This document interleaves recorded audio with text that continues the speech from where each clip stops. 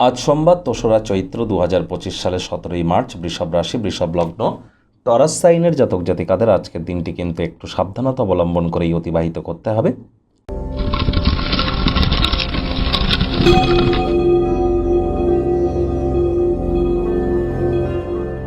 ভিডিওটির শুরুতেই স্ক্রিনে আপনারা দেখতে পাচ্ছেন মহাদেবের রুদ্র গায়ত্রী মন্ত্র। ওম তৎপুরুষায় বিদ্মহে মহাদেবায় ধীমহি তন্ন রুদ্র প্রচোদয়াৎ। এটি আজ আপনারা ১০৮ বার জপ করুন না, এটি আপনাদেরকে বহুলাংশে উপকৃত করবে। আজ পারলে আপনারা অবশ্যই চাঁদের আলো গায়ে লাগান, এটিও আপনাদেরকে উপকৃত করতে চলেছে।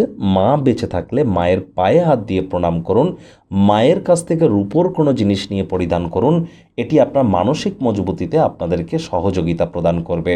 আজ পারলে অফ হোয়াইট কালারের ড্রেস আপনারা পরিধান করুন এবং মায়া, মমতা, স্নেহ, ভালোবাসা এই অনুভূতিগুলিকে দিয়ে নিজেকে সমৃদ্ধশালী করবার চেষ্টা করুন।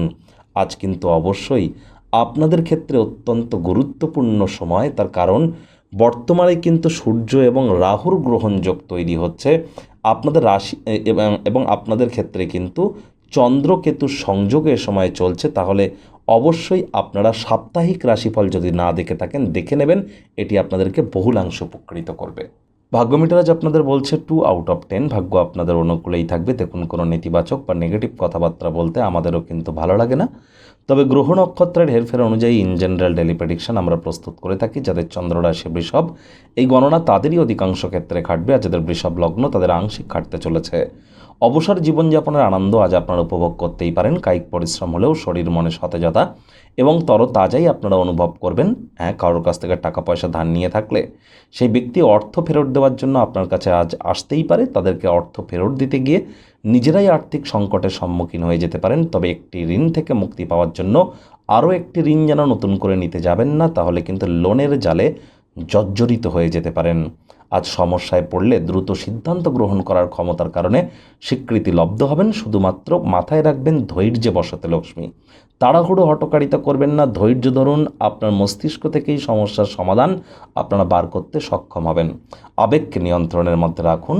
শিক্ষার্থী বিদ্যার্থীদের পড়াশোনায় মনোযোগ আরও বৃদ্ধি করতে হবে। চাকরিজীবীদের কম কথা বলে কাজ বেশি করতে হবে, মনের থেকে মস্তিষ্ককে বেশি দাম দিতে হবে। রাজনীতিবিদদের জনসংযোগ বৃদ্ধি করতে হবে। আজ সন্তান সন্ততি থেকে থাকলে তাদের দিকে কঠোর সজাগ দৃষ্টি বজায় রাখুন।